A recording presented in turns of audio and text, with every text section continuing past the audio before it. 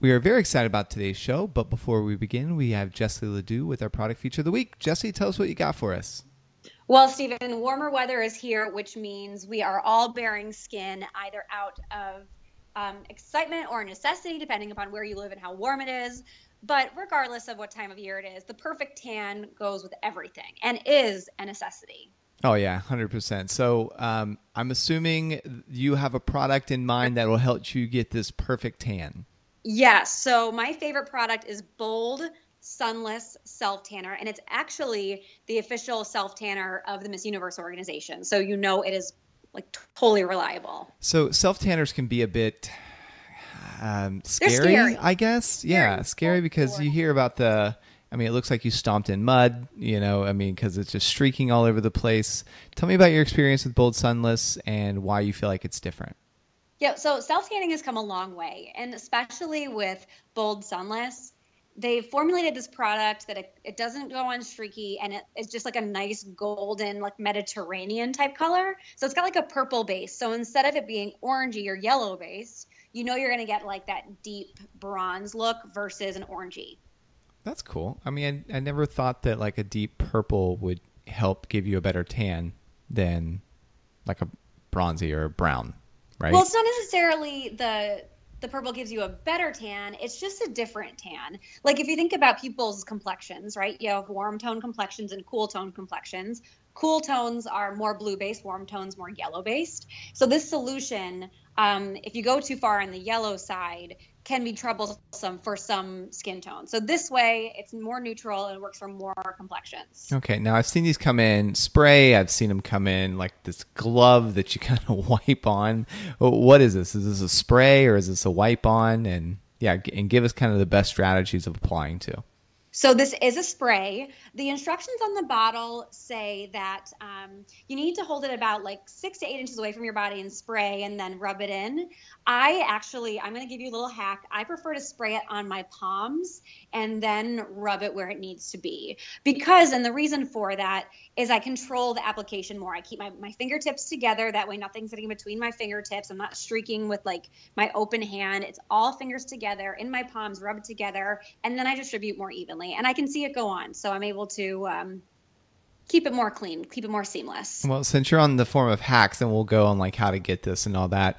Do you have a hack for making your spray tan prolong longer or last longer? I guess? Yes, hydration is totally the key here. You definitely, after you've applied it, you let it set, which is usually about 6 to 8 hours. That I like to do without showering or working out so it settles. I am like crazy about applying moisturizer after, because when your skin is dry, it sheds your skin cells faster. So keeping it moisturized will prevent that like shedding from happening. And then exfoliating, I guess, is the official word. Right. And then when you get out of the shower, I'm assuming it's kind of the same thing. You pat yourself dry rather than rub yourself dry. Exactly. And when you're showering, you don't want to use a loofah and scrub. You want to put your body wash directly on your hands and create suds that way to prevent the friction. Yeah, I just got back from, actually it was about 2 weeks at the beach, and with the loofah, I mean, it's scraping it right off. So it's not good. No bueno. Totally agree. Where can they get it? How much does it cost? Give us the deets. Yes, you can get it at shop.thepageantplanet.com, and it is $29, and it is totally worth it. Free shipping, free returns, all of that good stuff. But I promise you, like once you have this in your hands, like it is going to be your go-to all summer and all winter long. I like it. Thanks, Jessie. Welcome to the Pageant Planet Podcast, where we help you succeed in pageantry. Now, here's your host, Stephen Roddy. Welcome, everyone, to another episode. Today, Jessie and myself, we're going to discuss how to handle confrontation in the pageant industry. So, Jessie, set the stage for us. Okay, Stephen. So in pageantry, you have strong personalities and you have intense personal investment. And I think those two things combined is a recipe for confrontation, because everyone, again, strong personality, people feel passionate about what they're doing, whether they're a contestant or a vendor or a retailer, and you put your heart and soul into it. And everyone has a different vision of their own success, their own goals. So it just can create some oil and water combinations that can result in some increased tensions and maybe some confrontation. Yeah, and it's an opinionated sport, right? And everybody Totally. has their own opinions of what dresses looks good or what girl looks best or how a girl answered best. I mean, there's no definitive rule book on any of these items, right? There's no one perfect answer. There's no one perfect dress because the variable is the contestant every time. So, yeah, that is definitely a recipe for friction. And you've been in the pageant industry like about 10 years, Stephen. So would you say that you've seen like a fair amount of confrontation, or do you think it's heightened in pageant industry over other industries? Well, I do. And I mean, so pageantry has a lot of pocket subsects, if you will, because Yes. you have contestant and director relations. You have dress manufacturers and retailer frictions. You have retailer to retailer frictions. You have pageant director to pageant director frictions. You have pageant coaches that don't like certain directors. You have pageant coaches that don't like certain makeup stylists. And you have photographers that can't get along with hair makeup stylists, certain retailers, certain dress designers. And then you have contestants that have their beef with certain people. So it is a lot of volatile personalities. Or I don't want to say necessarily that the individuals are volatile, but it's like what you said. You have strong personalities. People's livelihood is dependent on, certain girls winning or their contestants succeeding. So you've got that element. You've got parents living vicariously through their daughters and then getting mad at pageant coaches. So all these recipes, there is certainly a fair share of controversy and right, wrong, or indifferent. Sometimes our brand is, the brunt of that. And other times I've been in the middle of lawsuits where I'm basically trying to negotiate between two parties. Like, okay, don't take this to court.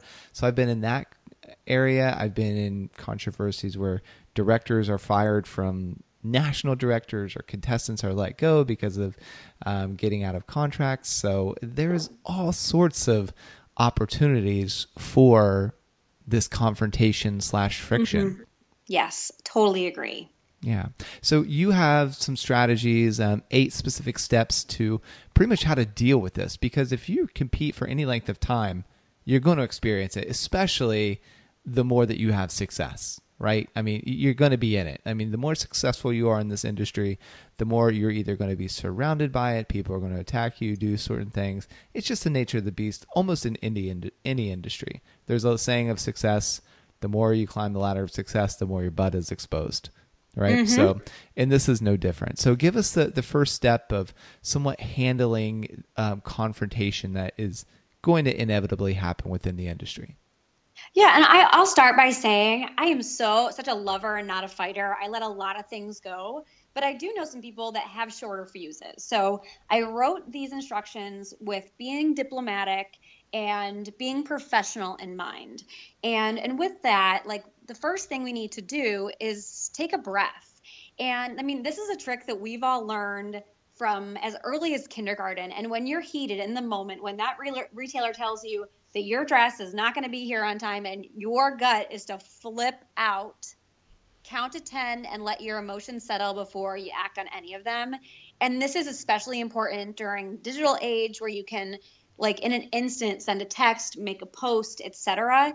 And we'll get into all of the details of why these things are important. But because the industry is so interconnected, taking that breath and really allowing yourself to keep your emotions in check is so vital. Yeah, I think we can all look back on certain instances when we've overreacted. And we look back and it's like, wow, really wish I could have taken that email back or that text message or that, comment, whatever. And so taking that breath allows that separation between yourself, your emotions, and like what the other person said.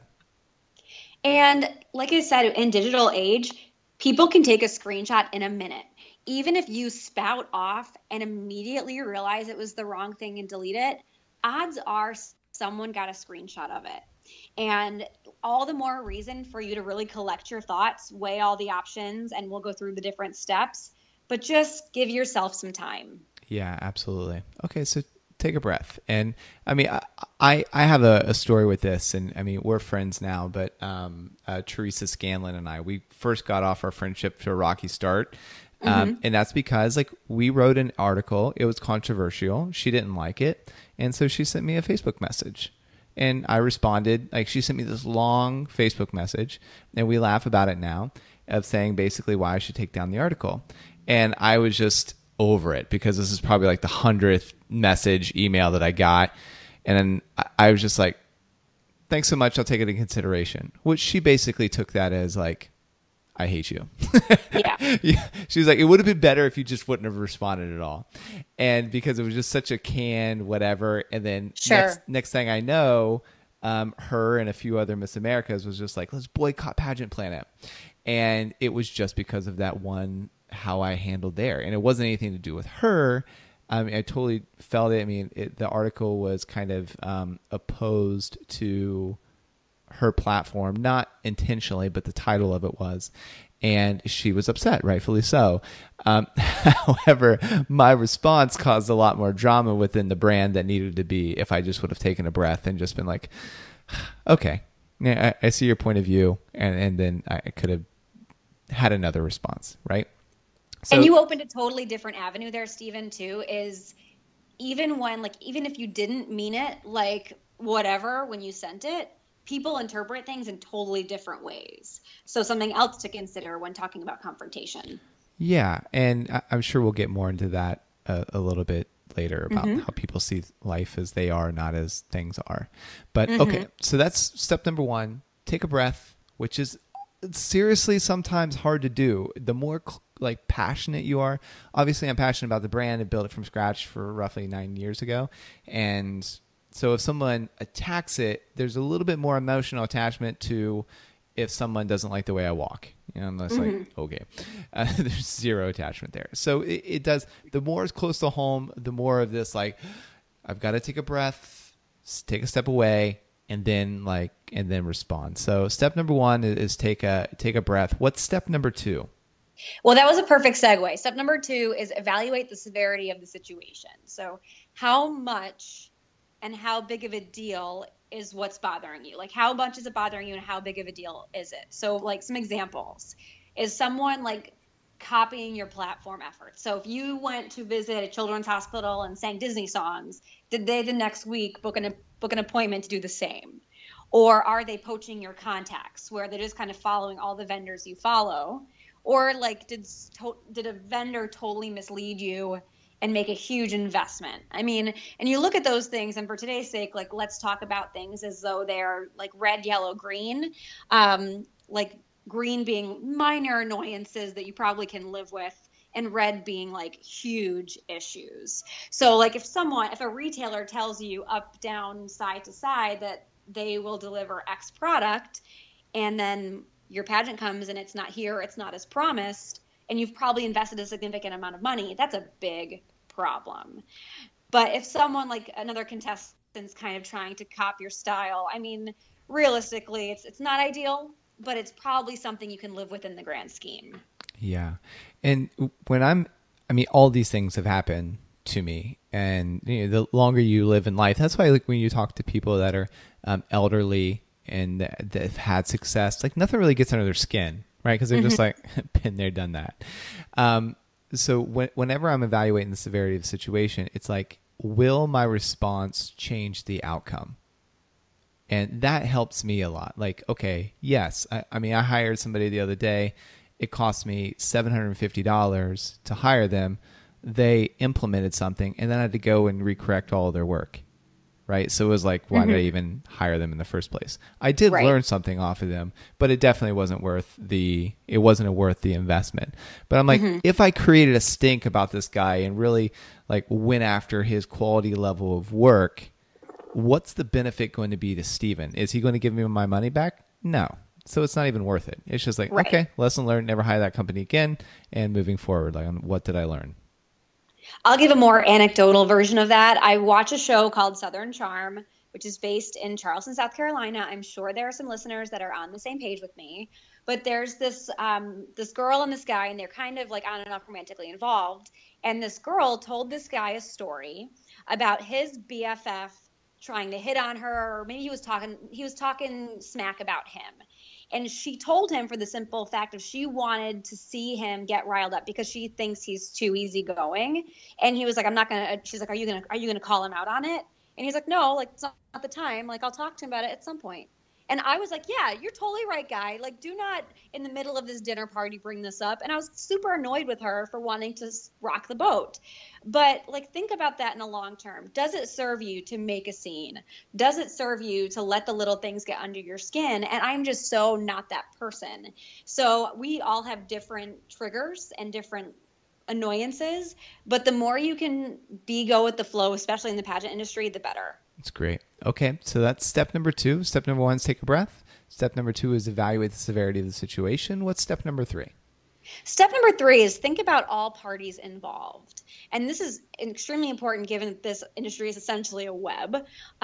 Who could this confrontation impact? I mean, could it trickle back to your director and now they have information about you, or they are making I don't want to say a judgment, but they are kind of formulating an opinion about you. Could it be your organizational context? Maybe you're working with this nonprofit organization that you've worked countlessly to create a solid reputation, but then they hear this through the grapevine and are like, wow, I never would have expected that from them. You just never know where things are going to trickle. And like, life is not Vegas. Like, what happens here doesn't stay here, and everyone will talk about it. Oh, I mean, absolutely. There's been experiences in all of our lives, right, where we've heard something about someone, and then we meet that person, and they are pretty much guilty until proven innocent, because you're going up with their wall. And if they show you something different, you're like, whoa, never anticipated that. Or, you know, so I've had that experience where actually it was like a year and a half or 2 years ago. Where somebody, it was the reverse. So actually a girl that used to work for our organization, I guess she had some really negative things to say about me.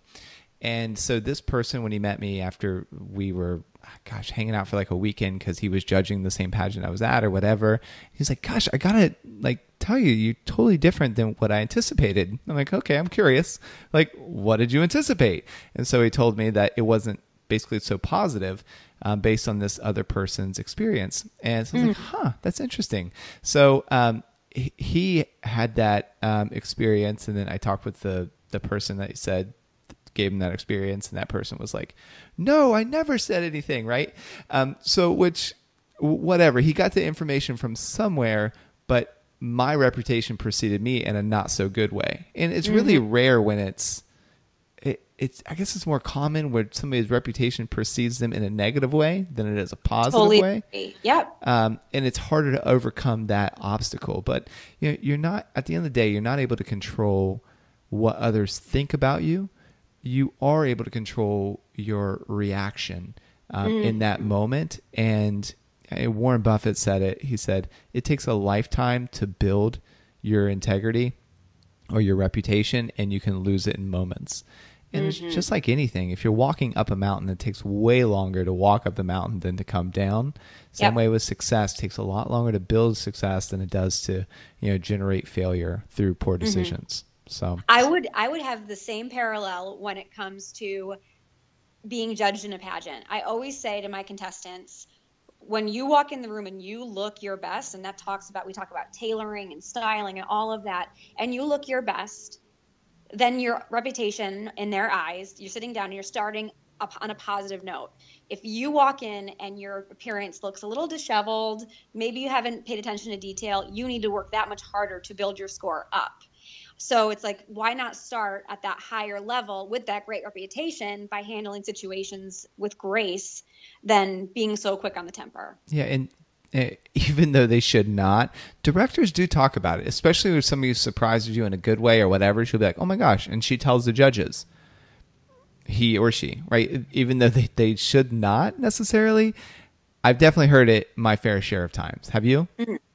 I've never experienced that, but I have experienced like when the national or like a staff of some kind, a pageant staff, will talk like amongst themselves. So I haven't heard it permeated to judges, but I have heard it discussed within staffs. Well, in a lot of the smaller systems, like the judges are eating with staff and with directors. So it's a lot easier for it to come up, like whether if you're having your luncheon or your dinner or your breakfast or whatever.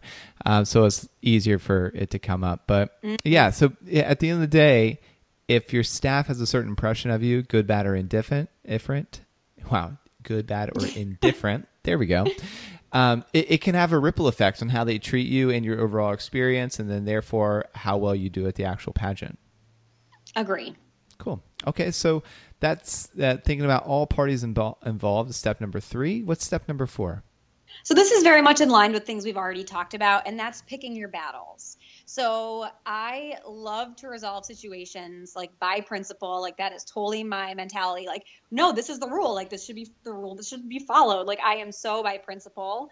And it can be tough to swallow sometimes when like you just feel like principle wasn't followed. But like in the grand scheme, like, are you making a mountain out of a molehill? Could this have a greater result on relationships and like that aren't directly tied to this particular like mental test? So it's one of those things where you have to, like we said, the first 3 steps, taking the breath, evaluate the severity, and thinking about all parties.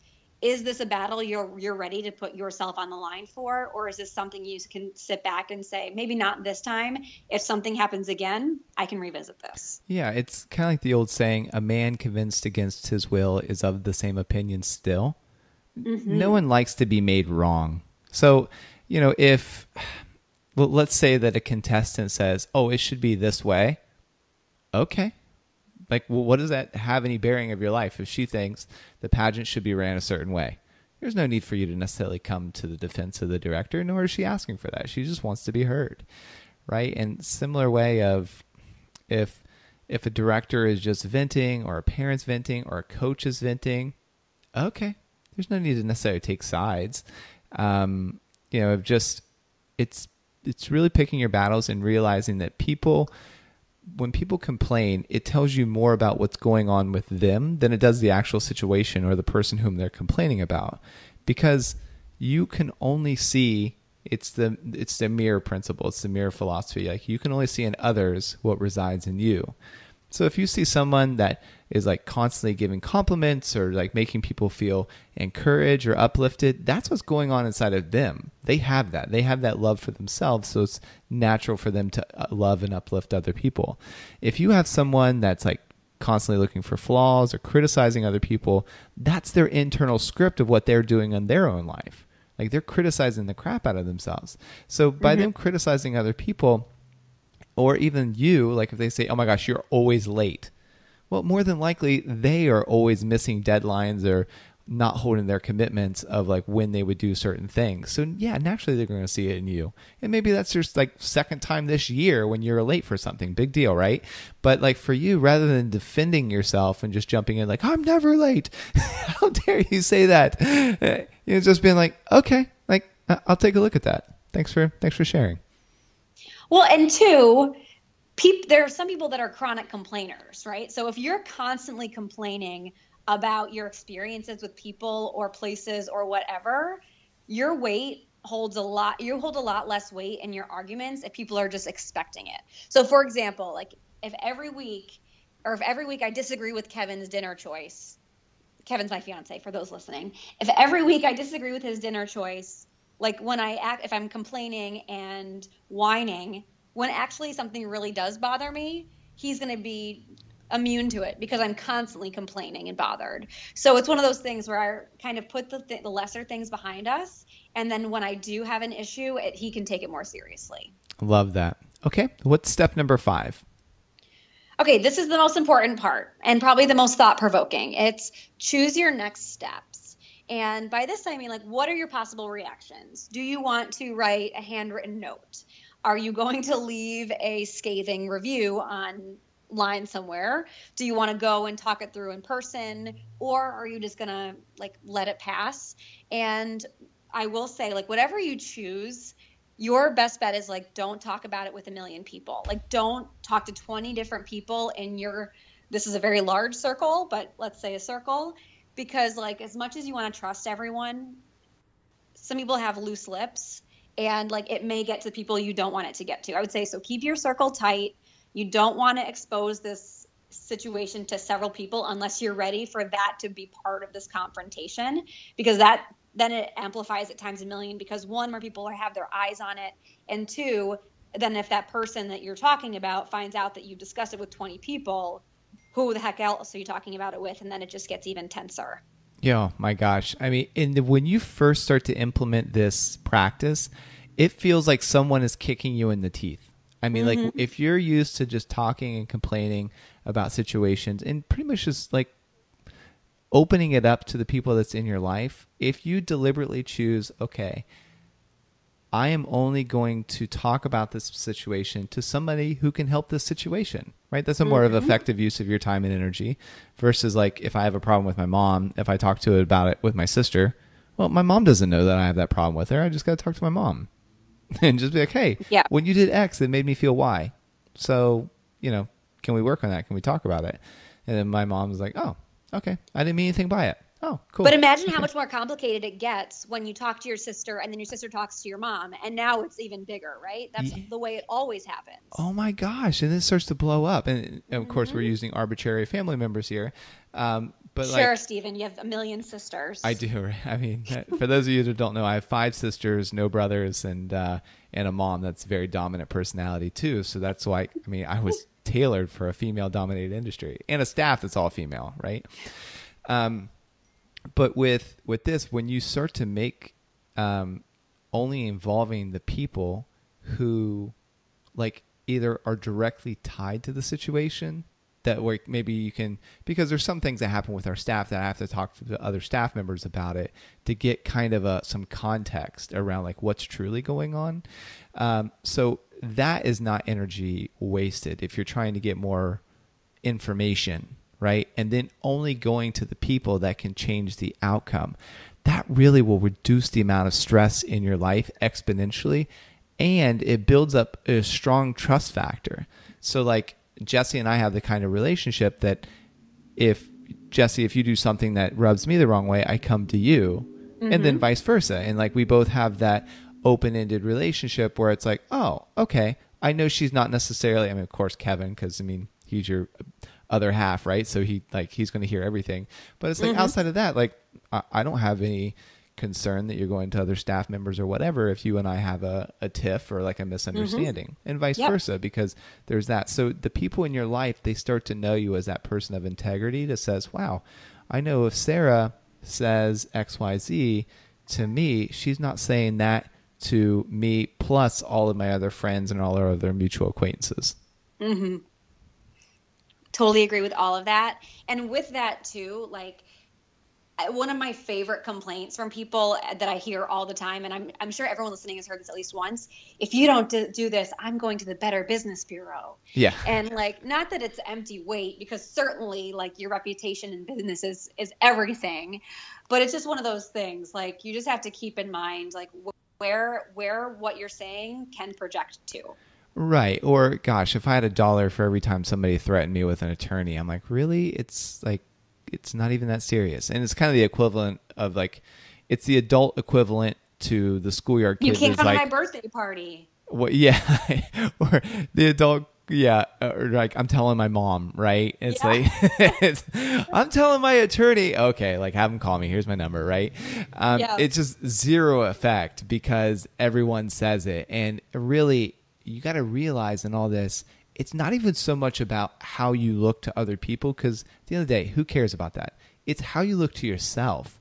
You know it's an empty threat. And so you know you're not really going to go to your attorney or to your mom or whoever, right? So don't even say that because you're lying to yourself. And if you start lying to yourself, you no longer have integrity with your word. So if you say something like, I'm going to accomplish this particular goal, right, that your words don't necessarily have the same weight because you're over here saying, I'm calling my attorney, I'm telling my mom, I'm going to report you to this Better Business Bureau, when you're, when that's never going to happen. So if you're false, like doing like bluffing over here with like idle threats, when you actually want to accomplish something significant in your life, like I'm going to win Miss USA, I'm going to win National American Miss, your mind doesn't believe it because your life is so filled with these other false threats. So let your word be your actions and be deliberate about the things that you're saying and who you're saying it to. Love that. Cool. All right. So that's kind of like choose next steps. So to recap for the top 5, step 1, take a breath. 2, evaluate the severity of the situation. Step 3, Think about all parties involved. Step 4, pick your battles. Step 5, choose next steps. What is step 6? Step 6 is to run it by someone. So we just talked a lot about the action behind it. So when you determined your action, run it by someone. And when you're doing that, be diplomatic and fair while still defending your side. And this is a direct correlation to how we work with clients when we talk about how to answer current event or hot topic issues. It's about stating your side while still recognizing the other party so that 1, you look objective, and 2, they feel validated when you're talking as well. So you can say, I understand that it's and I'll use a headshot photographer, let's say. So I understand that this is a deadline for several pageants and you're so busy within pageant season. However, this is the date we agreed on for delivery, and I followed up XYZ times. And again, I'm sure you have several clients, but this is what I was promised, and here's my resolution. So that way you're still you're justifying their challenges on their side while still being firm with what you were promised. So when you've done that, you either said, I'm going to talk about it in person, you run it through in a one-on-one dialogue with someone else, you write a letter, you let someone else read it, you write a Facebook post, you let someone see it before you publish it. And so give it to several people that you trust that are within the circle. And even better if they're a little bit removed. So if they haven't been alongside this journey where this person has wronged you, according to you, several times, and there's a ton of emotion there, give it to someone a little bit removed. That way they can be more honest with you about it. So someone like your parent or your BFF, they might be too far into it and already be biased. So somebody a little bit removed is best. Yeah, like your boyfriend. He was just like, nah, I don't know. Yeah, I think this. I'll go with this. Totally. Yeah, so what I like about that is we all want to feel empathy, for our situation, especially because the photographer is already feeling some sort of guilt that he or she is not holding up to their particular deadlines. So there's always that internal script. If you give them almost like a way out and you're saying, hey, listen, thought about this, you've got to be swamped right now. Here's our deadline. I need these in order to be able to compete. How can we make this work? Or it's we said we would do it by the 29th. I can do the 30th because that gives me one extra day. It's not ideal, but totally do that. But how can we make that work? So I find that when you get on people's level and clear the air first and take responsibility for what you can take responsibility for, then it allows them to drop their walls too. Because whenever I'm confronting someone and you're being diplomatic, again, it's take accountability for what you do, because when you put down your walls, you give them permission to put down their walls. But it's, who was it, Einstein or Isaac Newton, one of those guys, but it was every action has an equal and opposite reaction. So you put down your walls, they'll put down theirs. You raise up yours and you flare out your chest, they'll do the same. So it's just, it's knowing that, the psychology of people, and also just trusting that there's a higher power and that everything else is working out for your benefit. Yes. And then as Isaac Newton, Sir Isaac Newton? Sir Isaac Newton. Okay. Yeah. I think that's his formal name, right? Can I just be, do you want to be Sir Stephen Roddy? I don't know. Is that a knighted thing? Sir Elton John, was he knighted? Yeah, by the Queen? I think it is something with knightship or somewhere a royal position. Yeah, I'd be curious. So somebody email me, Stephen at the Pageant Planet. I'd really like to know, because and also, what is it? Virgin Airlines. He was Sir'd too. The guy who started Virgin Airlines. I see his face. Oh, wow. Richard Branson, Sir Richard Branson. Yeah. So I don't know. I think that would be kind of cool. I don't know if I would tout it on my shoulder, but I would definitely be on my resume. I'm the queen of coaching. Don't I have some weight here? It is the Pageant Planet equivalent. Sure. I'm the only one in the company that doesn't have an actual title. It's just Steven, right? Everybody else is queen or king of something, right? Well, don't sell yourself short. Not just Steven. You're Steven. All right. Okay. I got it. All right. So that was step 6. Step 7? So this is the most important, quickest, and scariest all in one. And this is, you got to execute. So you've made that final decision and you just got to get it done. So if you decided you're going to do it face to face, you've either said, I'm going to go there this day, this time, I've coordinated a meeting, whether it's like, okay, I've run this letter by this person, I'm going to hit the send button. Like, this is the time where you just get it done. Yeah. I like the quote, the longer you wait, the more you feel the weight. So WAIT. Oh, I totally get that all the time. Oh, yeah. So it's like WAIT versus WEIGHT. The longer you wait, the more you feel the weight.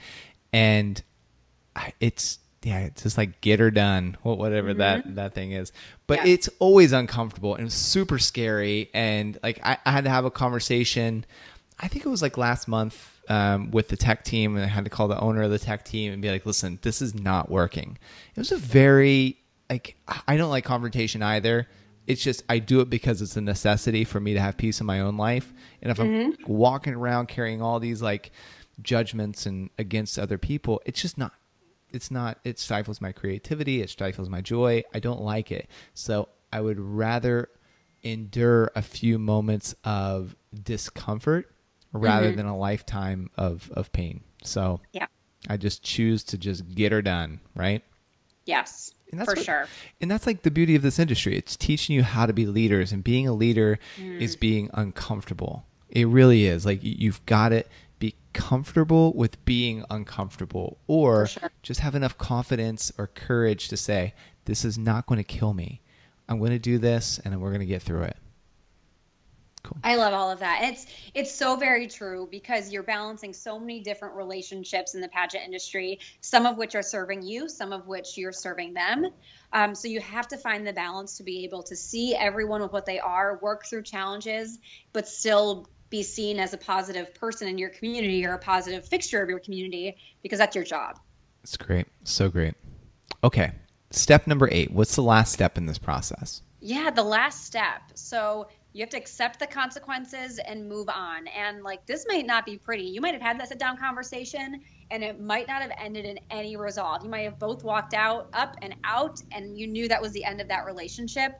But at least at this point, you've thought about it in detail. So you've gone through steps 1 through 7, where you've thought about all parties involved. You've decided that this is a battle you want to take on. So you have to really just like be at peace with your decision.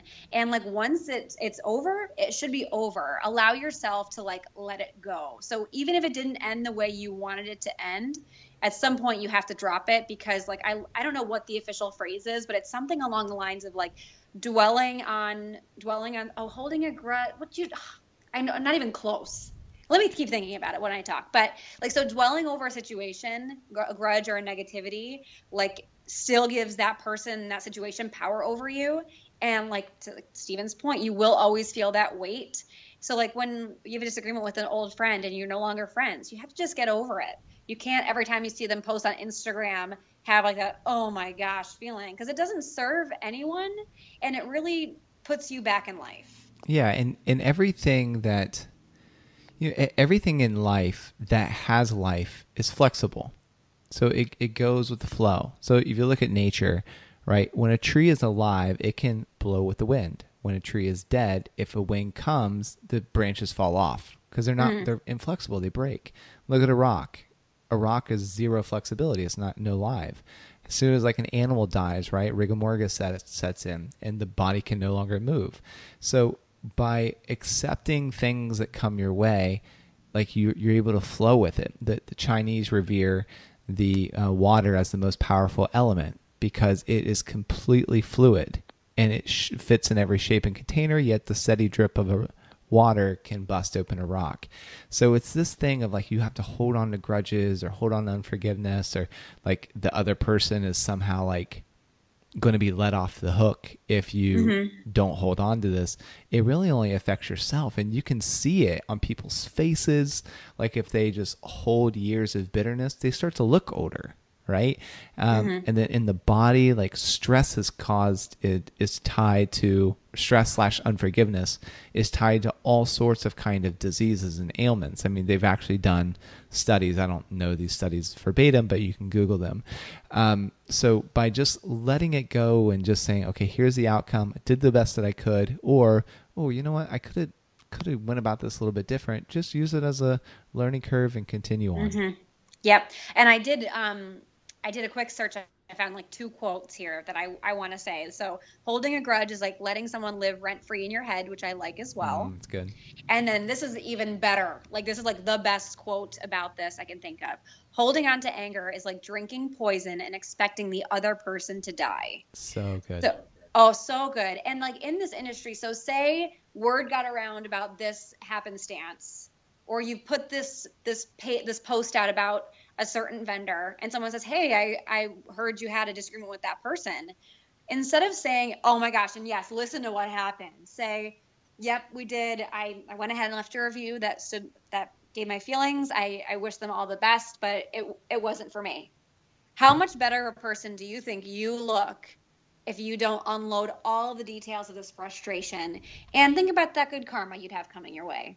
Oh my gosh. Yeah. And even like in the instant that I talked about like 10, 15 minutes ago, when this gentleman told me, the person that shared the bad stuff, I'm like, I don't know why she would say that. Like, I really think a lot of her. Right.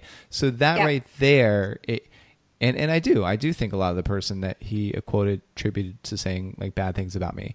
And even still, but like with that, it gives a completely different context versus, oh yeah, well, one time 3 years ago, this person did X, Y, Z to me. Right? It's like, oh, okay. You just see like less than. So, this was really great. I'm going to recap everything for you listening, which all of this doesn't happen. It's not always in clear segments. So I want you to be flexible with yourself as you're journeying through this and learning how to do this. And the older you get, it's just like any skill set: working out, reading, writing, walking, jogging, riding a bike. It's an evolution of how you evolve, right? So as you get better at doing this, you'll be able to do these things, sometimes all of them, within like a few minutes, right? Because you just go through the whole process in your mind. You get this feeling in your body of like, okay, this is how I should respond. Right. And then you respond as such. And then, and the quicker you get at doing that, the less these problems fade away, and less like these personal dramas come to you. Like less drama comes to me now versus when I first started, because now it's like, I don't give it any kind of energy. Therefore, like I don't attract it into my life. Does it still happen? Absolutely. But when it happens, I just remove it and continue on. And therefore it's like, I'm not putting any weight on it. So therefore, it doesn't come back to me. So here's the 8 steps in review.